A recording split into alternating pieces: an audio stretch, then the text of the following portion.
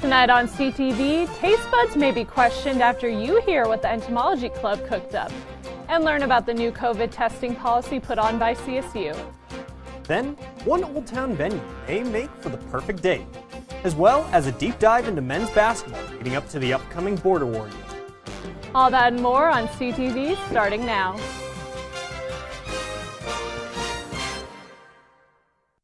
Good evening, Rams. I'm Kenneth Frederick. And I'm Ren Wadsworth. Thank you for joining us tonight. As of yesterday, CSU is no longer requiring weekly mandatory saliva testing for students and faculty.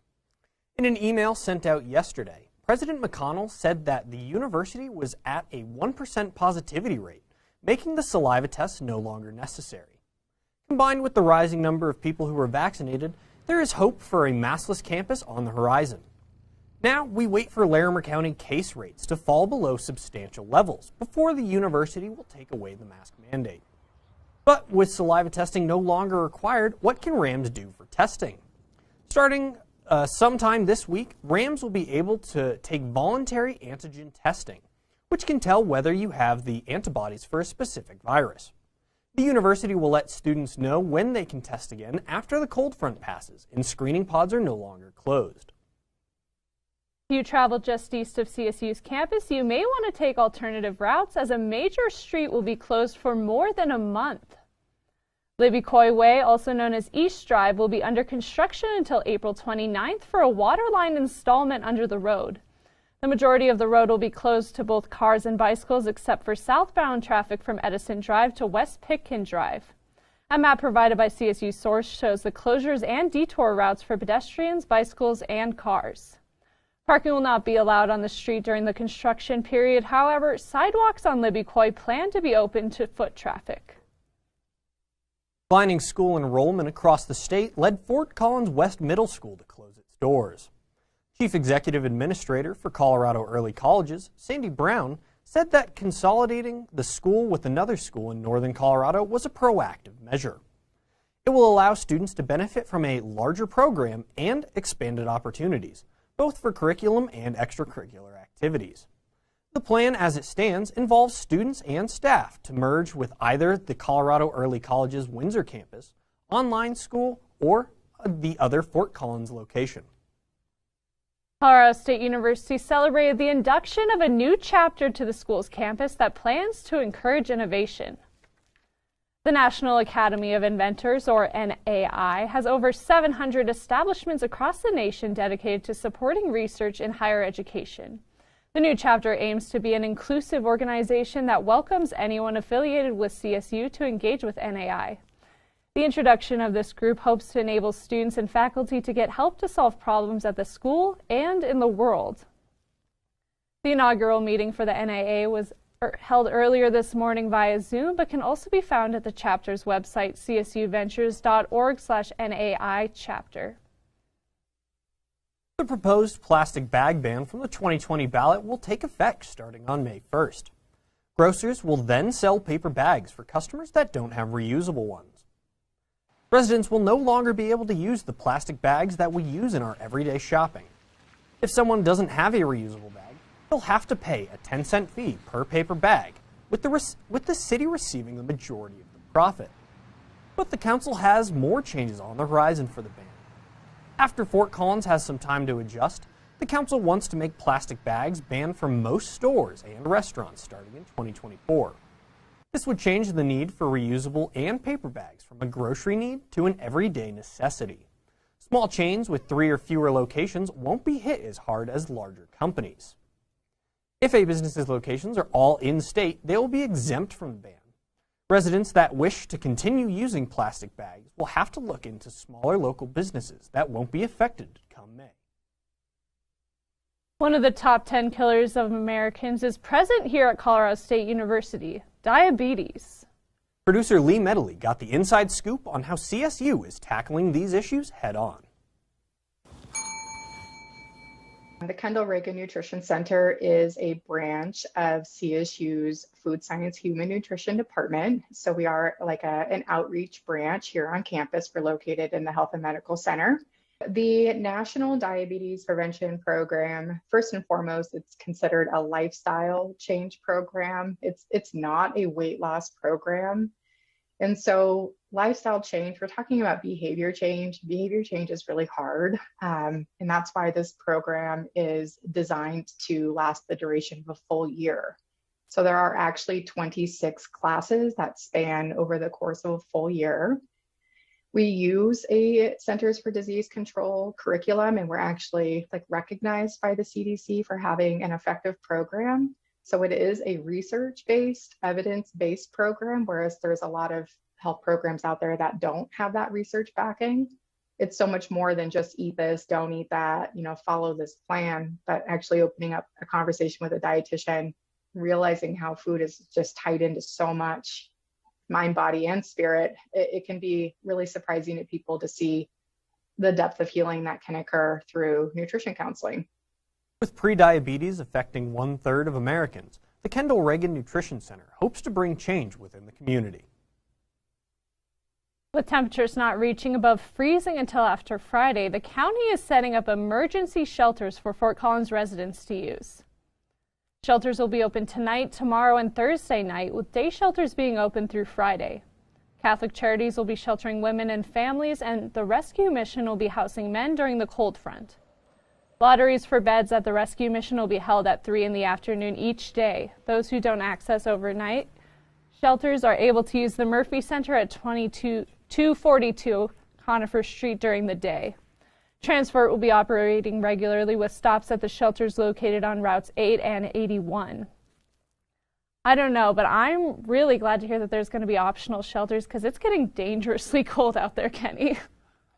I went to school this morning with wet hair and it was hurting my head, just the freezing down to the roots. Oh my gosh, I could not imagine trying to go to school with wet hair, but yeah. It's cold enough that it packs a punch. It hurts to breathe. It's so cold sometimes. I'm literally walking around campus with my gloves on because my fingers are just freezing off. Yeah, I know. I don't think it's been this cold in Colorado for a little bit. All this talk about horrific temperatures makes me a little bit concerned. I hope that we can see some snow or at least a little bit of sunshine too. Krista, do you have any quick information or updates for us before we hit the break? Well, Kenny, unfortunately, I think that I am also going to have to keep bringing my gloves around just like you did because we do have some colder weather continuing to come up in the next couple days. I have all that and more for you after the break.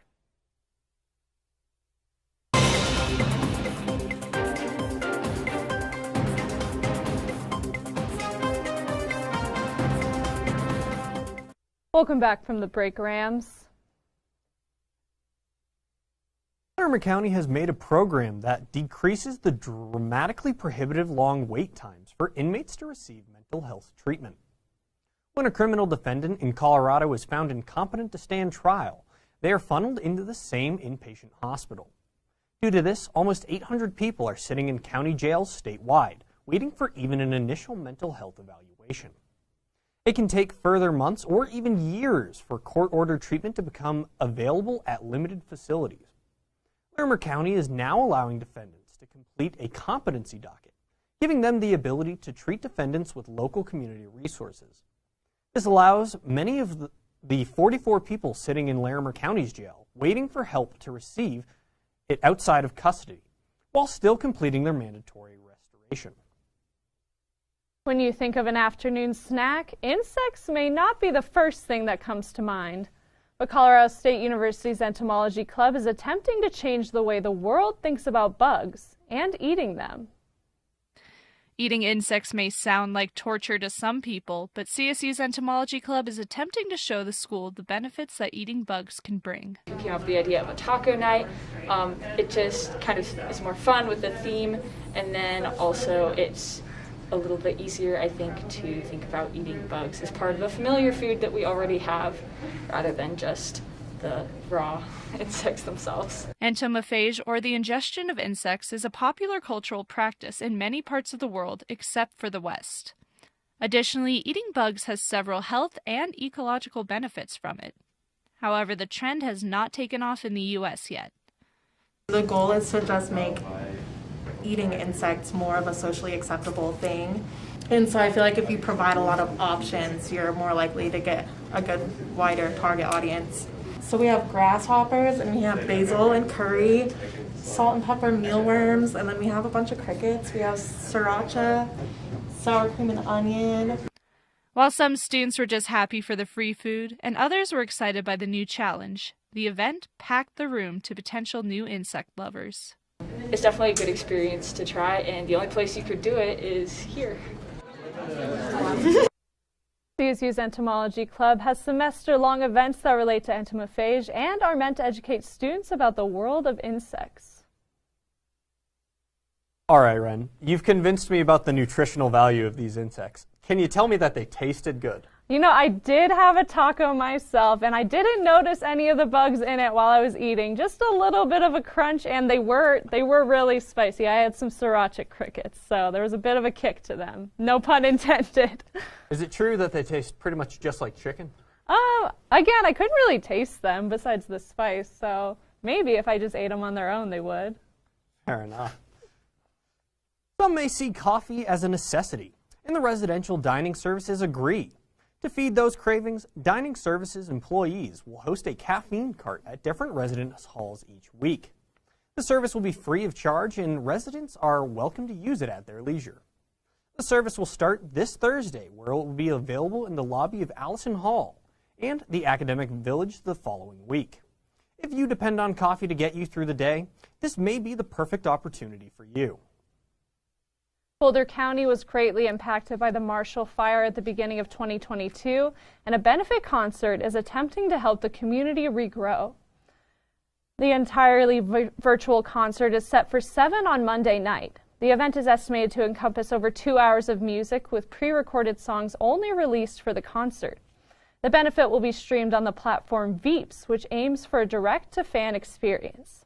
All proceeds from the virtual event will go to the Community Foundation of Boulder's recovery effort. Tickets and more information can be found at marshallfirebenefit.veeps.com. I've been to a lot of concerts in my life, but never a virtual concert. How about you, Kenny?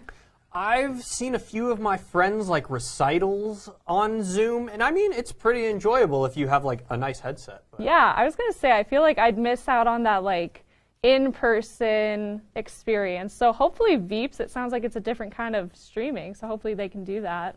Yeah, absolutely. Very different from a rave, I imagine. Yeah. A wonderful music concert is not the only thing in the Fort Collins community has to offer. How about music, art, and food? Abby McPhail joins us live with more on this exciting venue. Abby? Thanks, guys. Although Valentine's Day is behind us, you may still be looking for new date ideas. This week, I checked out Pino's Palette in Old Town to see what they had to offer. Founded in 2009 in Houston, Texas, Pino's Palette offers group painting classes along with beverages for groups of all ages. So my husband and I really wanted to celebrate Valentine's Day.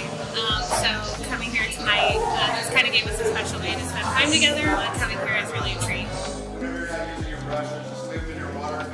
So we like coming here because the atmosphere is really relaxed, and we feel like the way that the lessons are kind of taught are meant for everybody, so it's accessible regardless of your previous skill level. Or for someone like me who never really got into art, I feel like I can sit down and I can paint something that's comparable to someone else who maybe has been really into it.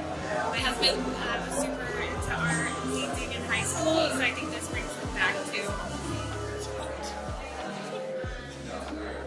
The easy-to-follow lessons and relaxed atmosphere has made this a go-to spot for Headland.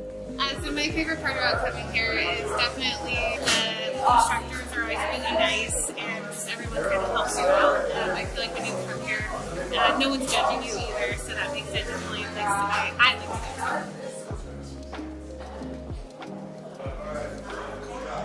to go. Personally, I think it's time I brush up on my art skills. But if you're looking to paint the town on your next date night, Pino's Palette could be the place for you. Back to you guys. Thanks, Abby. And with that, Rams, we come to the end of our news show for tonight. But don't clock out just yet. We've got Emily Kozel up next with all you need to know coming from the world of sports. Stick around.